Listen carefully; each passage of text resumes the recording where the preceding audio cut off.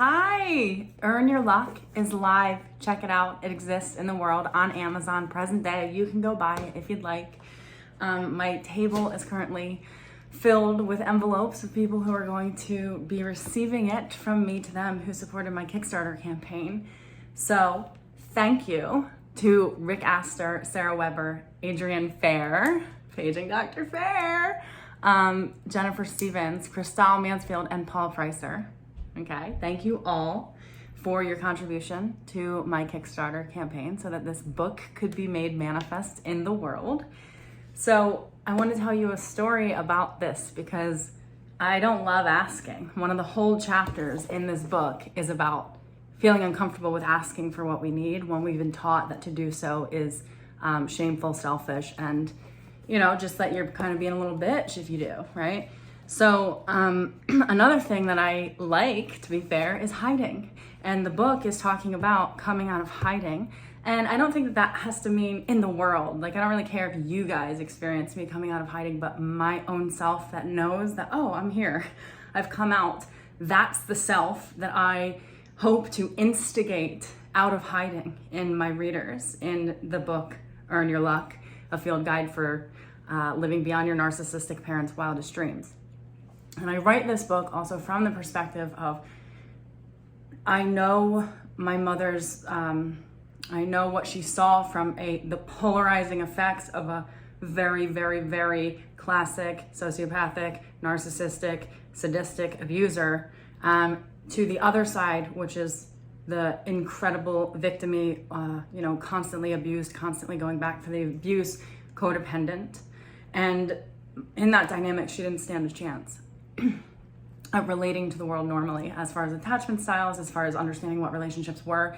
And the beauty of her lessons to me have been that I could see both at work in a human being, and that the self that is caught in there doesn't actually know where it is in position in the matrix. It's just like all over the place, right?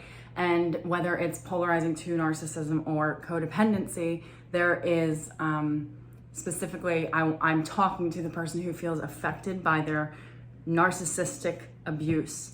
So naturally, only somebody who probably polarizes to the side of codependency is even going to pick up this book, because other people who polarize to the side of narcissism when their parents are narcissists, they don't consider their parents narcissists, nor care about it, nor think about it probably. They just are what they are, right? So they're not going to probably be picking up a self-help book about how to get over what they have polarized toward, because they're not going to know the polarity or the difference. So I write this for people on the codependent side of that scale. And so I didn't want to ask, and I felt shy about the fact that it's even coming out. To be fair, I don't market a lot. My YouTube channel is the place where people know about my books and things like that. That's about it. And I try to do that passively because it still feels very uncomfortable to market. But in my coming out, right, I actually believe that my next book is going to be about dreaming and actually letting your dreams call you, because I want to, and this is what I want to get to about the little inspirational piece here. I launched this Kickstarter by accident, immediately regretted it, wanted to retreat, do all of the things that I talk about in this book that are pretty, specific for people like us. I went into a shame spiral and I ignored it.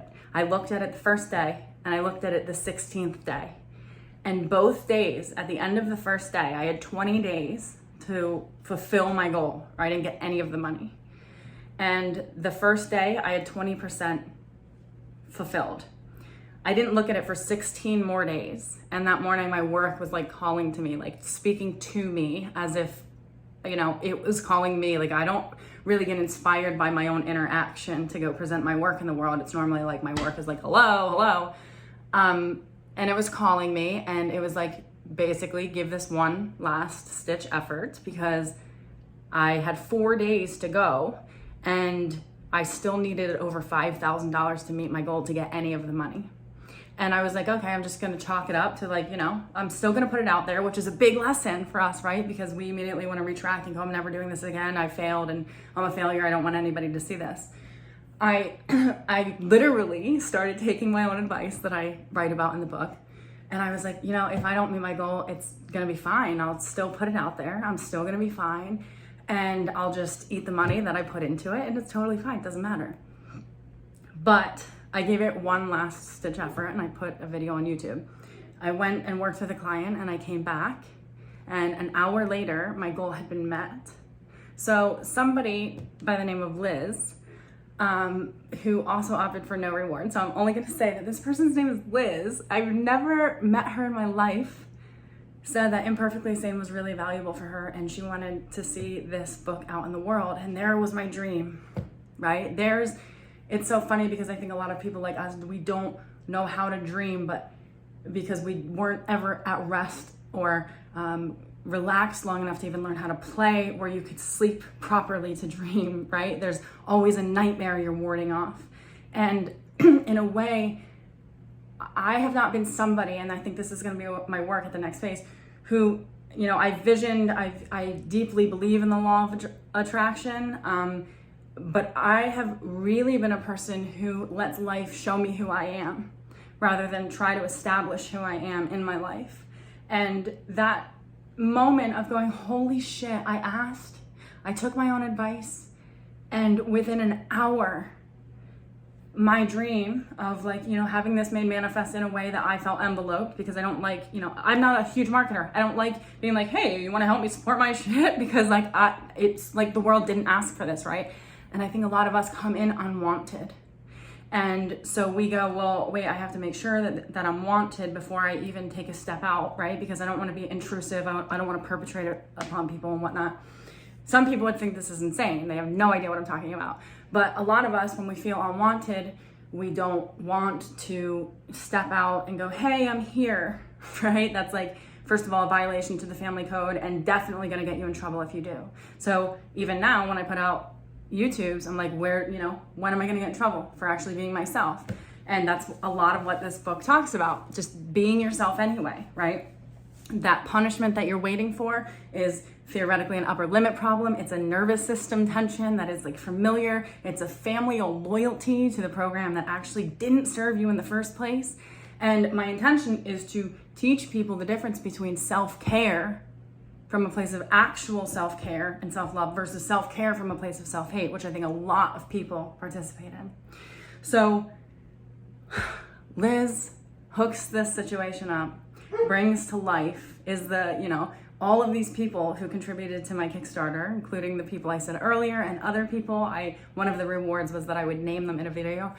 They enveloped me, and they gave me a doula in the room when I was creating something that, to me feels very sacred, and to other people, they wouldn't necessarily care. And in this way, these people came around me and supported that this thing was being brought to life. And I just want to say thank you from the bottom of my heart for that being true. If you resonate with my work, please Earn Your Luck, and please share it with a friend. And if you love it and it's helpful for your life, leave it a review.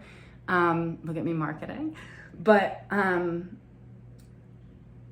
the point about the dreaming thing, and I think that this is the next phase of anybody who's following my channel, is like, when we can rest, and we can rest long enough to hear there is a dream that we were not able to connect to because we were likely helping other people fulfill theirs. And that dream calls us forward.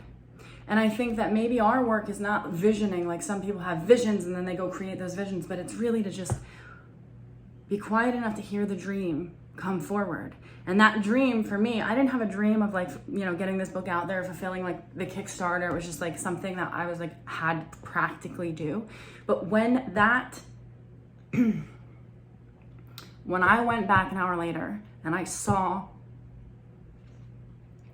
that happened just because I took my own advice, and I understood that life doesn't have to be, and the way that I describe it in Earn Your Luck is that people who are raised on the codependent narcissistic frequency, we have lived there our whole lives, but it is a cave. And sometimes we can slip back in, but at least we know more of our territory than just that cave, right? But people who are in it are in it. They have no idea that there's a contrast beyond that is actually loving and healing and helpful and kind and wanting. And when I saw that within an hour, just me taking my own advice, asking, putting myself out there, that my dream was saying to me, hey, I see you. And it's only kind of, I think, a matter of us looking at our dream and going, I see you too. So many of us don't know what we want, which is another huge chapter in this book. And that not knowing what you want might be when we can actually get quiet enough to hear it. This is going to be in my next book, I know, and I can feel it happening. It's coming. Yeah, when we can hear it, that dream, we are so much bigger, right? This is not even, I don't want to put myself out there because I'm like, oh, little of me, people are going to think this thing. Okay, well, the thing that is beyond me, that calls me to it, is so much bigger than all those people's opinions, and it's even bigger than mine, right? And I think if you're here as a chain breaker for the planet and you can feel people and you know people and you want to put yourself out there, but you're still hiding because you can't, you don't feel safe to do it, you feel like you're going to get punished for stepping out of the space. First of all, read my book, but second of all, when we can get quiet enough to hear the dream kind of comes on in, and then we go, oh, that's who I am. And that is the difference between manifestation and self-realization, which is also a chapter in the book. Just the difference between, anybody can manifest, but I see so many amazing manifestors going, oh, that happened, I manifested that, ha ha ha, and they never realize themselves in the experience, and then they're looking for the next manifestation because they don't actually realize the experience that they manifested. They don't realize that they are the creator who made the manifestation happen, right? And that's the difference between realizing something and manifesting something. And in a way, I realized something in the manifestation of this book, which is, this work is really actually, as much as I want to say, oh, hide, and as much as you might be in there going, oh, hide, what you have is wanted. The essence that you came into the planet with, even if they didn't want you, is wanted because you wanted you, right? You wanted this, and you wanted to know yourself in these dynamics and in yourself, which is something I talk also extensively about in my course, Soul Centering After Toxic Shame, which is an e-course. But thank you, all of you, for your support. Thank you to Liz, my secret little fairy duster, who really just caught the baby, and to everybody else who's in the room who wanted to see this come to life and who knows that in looking at it, it's going to be a blessing for them somehow. So thank you, thank you, thank you again to Rick Astor, Sarah Weber, Adrienne Fair, Paul Pricer, Christelle Mansfield, and Jennifer Stevens. It really means everything to me. So check it out. Go buy it if you resonate, and if it helps you, which I hope that it does, be easier within yourself and for yourself and by yourself. Please leave it a review. Thank you. Bye.